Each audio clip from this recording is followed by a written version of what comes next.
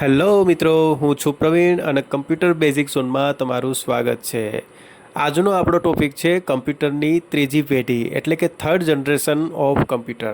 તો ઝડપથી આપણે વિડીયો સ્ટાર્ટ કરીએ અને કમ્પ્યુટરની ત્રીજી પેઢી વિશે સંપૂર્ણ માહિતી મેળવીએ।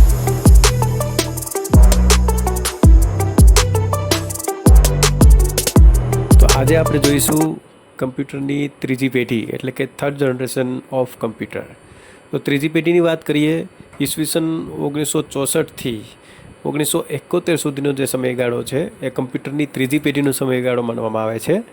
અને આ સમયગાળામાં જે કમ્પ્યુટર હતા તેમાં આઈસી એટલે કે ઇન્ટિગ્રેટેડ સર્કિટનો ઉપયોગ થતો હતો કે જે જેક કેલ્બીએ જેની શોધ કરી હતી। આ જેક કેલ્બીએ જે ઇન્ટિગ્રેટેડ સર્કિટની શોધ કરી હતી એ ઇન્ટિગ્રેટેડ સર્કિટ ત્રીજી પેઢીના કમ્પ્યુટરમાં વપરાતી હતી। કમ્પ્યુટર વિશે વિગતવાર વાત કરીએ તો સ્વિચિંગ ડિવાઇસ તરીકે ઇન્ટિગ્રેટેડ સર્કિટ એટલે કે આઈસીનો ઉપયોગ થતો હતો। સ્ટોરેજ ડિવાઇસ તરીકે મેગ્નેટિક કોર।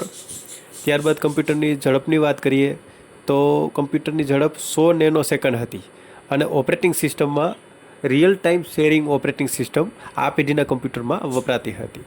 કમ્પ્યુટરની ભાષાની વાત કરીએ તો હાઈ લેવલ લેંગ્વેજ એટલે કે ફોર્ટોન, કોબોલ, એલ્ગોલ આ બધી ભાષાઓનો ઉપયોગ આ કમ્પ્યુટરમાં થતો હતો। અને કમ્પ્યુટરના ઉદાહરણોમાં PDP 11, IBM 360, 370 અને NCR 395 આ બધા કમ્પ્યુટરો ત્રીજી પેઢીના કમ્પ્યુટરો હતા।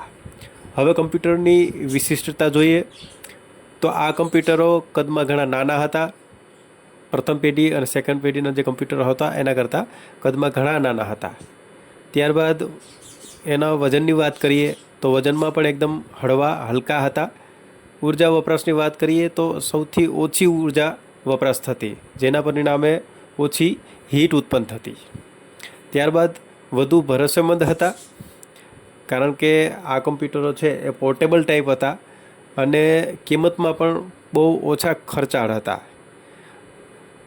આ કમ્પ્યુટરની જે સ્ટોરેજ છે એમાં મેગ્નેટિક કોર હતી એટલે કે તારના આંતરજોડાણો જે છે ઇન્ટરકનેક્શન એ ઓછા થયા અને એના હિસાબે કમ્પ્યુટરમાં ઇનપુટ અને આઉટપુટના કાર્યો ઝડપી અને સુગમ એટલે કે ફ્લેક્સિબલ બન્યા હતા।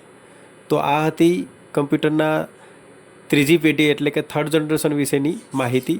હવે કમ્પ્યુટરની ચોથી પેઢી અને પાંચમી પેઢી આ બંને પેઢી વિશે આપણે નેક્સ્ટ વિડીયોની અંદર ચર્ચા કરીશું। તો ત્યાં સુધી જોતા રહો કમ્પ્યુટર બેઝિક ઝોન।